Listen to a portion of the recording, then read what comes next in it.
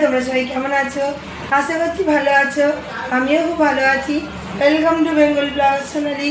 Welcome একটা নতুন video নিয়ে। আজকে সারাদিনে একদমই আসতে পারিনি, কারণ অনেক কাজকর্ম ছিল, বাসন মাজা, ঘর মোছা, সে না আসা হয়নি বন্ধুরা।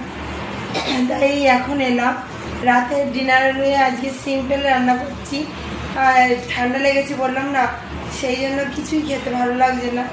ওই জন্য ভাত হয়ে গেছে, গরম গরম ভাত করেছি, ডাল চাপিয়ে দিয়েছি উনানে, আর একটু আলু সিদ্ধ মাখবো, আর একটু মাছ ভাজা করবো। আলু সিদ্ধ, রসুন, পেঁয়াজ আর শুকনো লঙ্কা এই দিয়ে মাখবো। তা চলো, ভাতও হয়ে গেছে, উপর দিয়ে দিয়েছি, আলু সিদ্ধও চাপিয়ে দিয়েছি, আর ডাল উনানে ফুটছে। ডাল উনানে ফুটছে, আর এখানে আলু সিদ্ধ হচ্ছে। আর এই বাসনগুলো মাজবো, সব জড়ো হয়ে রয়েছে। এখানে দেখো ভাত উপর দিয়ে রেখেছি, তুলবো, তুলে ভাত গামলাটা নিয়ে নেবো। আর এখানে পেঁয়াজ কেটে রেখেছি, শুকনো লঙ্কা নিয়ে নিয়েছি, আর রসুনও রেখেছি, রসুনটাও নিয়ে নেবো। বন্ধুরা, রসুন তো খুবই উপকারী জিনিস, ওই জন্য গা হাত পা ব্যথা করলেও রসুন খুব উপকার। একটু কালো জিরে নিয়ে নেবো, শুকনো লঙ্কাগুলো নিয়ে নিয়েছি। আলু ভাতে শুকনো লঙ্কা আর পেঁয়াজ ভেজে মাখলে দুর্দান্ত টেস্ট হয়। ডালটা আমার হয়ে গেছে, ডালটা নামিয়ে নেবো। আর বেশি কিছু রাঁধতে ভালোও লাগছে না, বললাম রাতের বেলা গরম গরম এই চলে যাবে। ডাল হয়েও গেছে আমার। এবার আমি শুকনো লঙ্কা, পেঁয়াজ আর রসুনটা ভেজে নেবো, আর মাছটাও ভেজে নেবো। চারাপোনা মাছ ভাজা খাবো ডাল দিয়ে, কিন্তু বন্ধুরা ডাল, আলু সিদ্ধ, চারাপোনা ভাজা এগুলো কিন্তু খুব ভালো লাগে।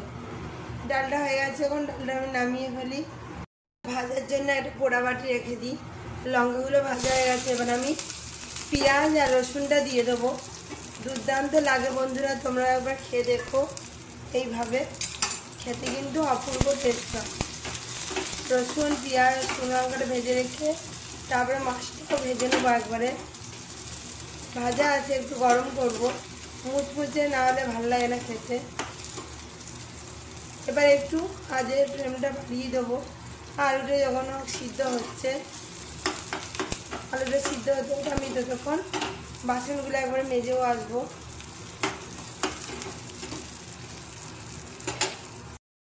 সিটি মারেনি।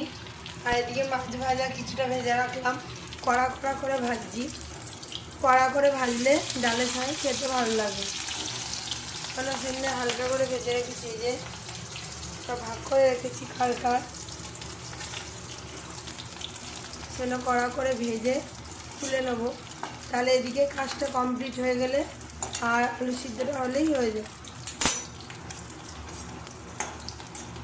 এরকম মাছ ভাজা বন্ধুরা ডালের সঙ্গে কার কার খেতে ভালো লাগে অবশ্যই কমেন্টে একটু জানিও। মাছ খেতে খুব ভালো লাগে।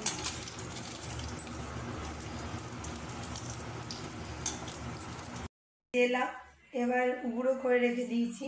এবার আলু ভাতেটা সিদ্ধ হয়ে গেছে, এবার আলু ভাতেটা মেখে নেব। চলো আলু ভাতে আমি কী কী দিয়ে মাখি তোমাদের দেখাই। সব মেজে এলাম, এখানে গুঁড়ো করে রেখে দিয়েছি। আলু সিদ্ধগুলো নিয়ে নিয়েছি, একে একে মেখে নেবো। এর মধ্যে আমি যা যা দেবো, শুকনো লঙ্কা, পেঁয়াজ দিয়ে ভালো করে আমি মাখবো। চকলাগুলো আলুর মধ্যে দিয়ে ছাড়িয়ে নিই, তারপর আবার দেখো তার মধ্যে নুন আর তেল নিয়ে নিয়েছি। এবার আমি এইগুলো পুরোটাই নিয়ে নেব, দিয়ে ভালো করে মাখবো। এর মধ্যে একটু কালো জিরা, রসুনটা গা হাত পা ব্যথা হলো যে কোনো কিছুর পক্ষে খুব ভালো। আবার মচমচে করে লঙ্কা দিয়ে আলুর ভর্তা, সাথে ডাল খেতে খুব কিন্তু ভালো লাগে। এরমভাবে তোমরা আলু ভর্তা খেয়ে দেখবে, খেতে কিন্তু খুব লোভনীয়। গরম আছে আলু সিদ্ধগুলো, ওই জন্য এরমভাবে মাখছি।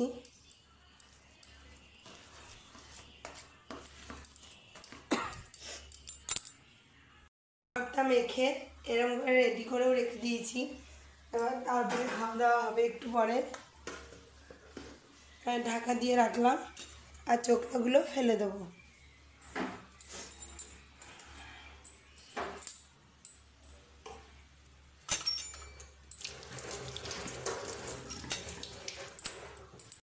ভিডিওটা শেষ করা হয়নি, খাওয়া দাওয়া করে তারপর শুয়ে পড়েছি।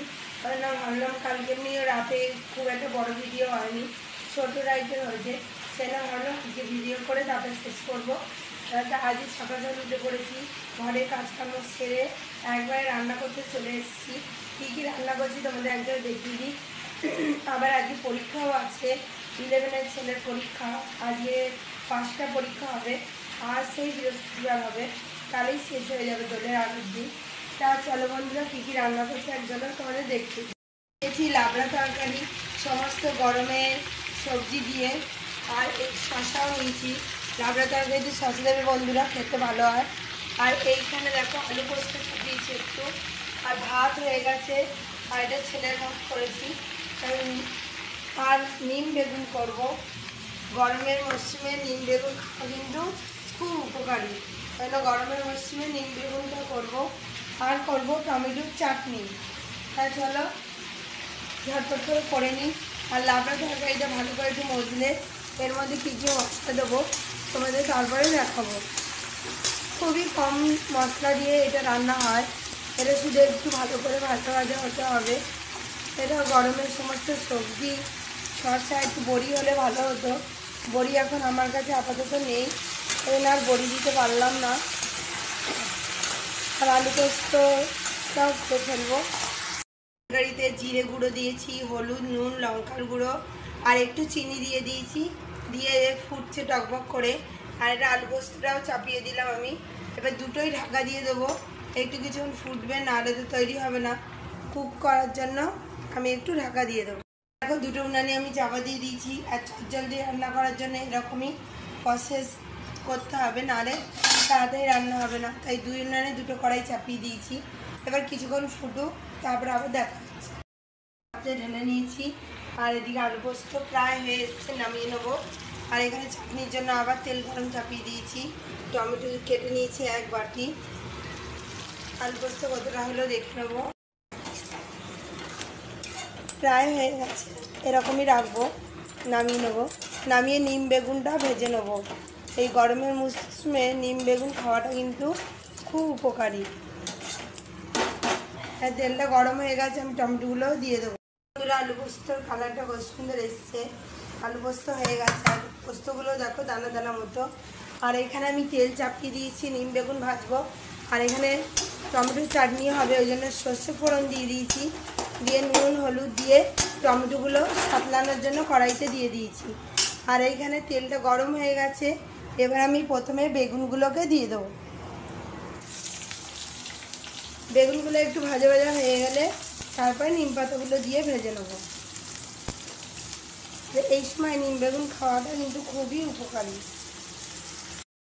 নিম পাতাটা ভাজা ভাজা হয়ে গেছে, এর মধ্যে সামান্য একটু হলুদ আর নুন দিয়ে দিলাম, তাহলে নিম বেগুন ভাজাটা একটু দেখতে সুন্দর লাগবে।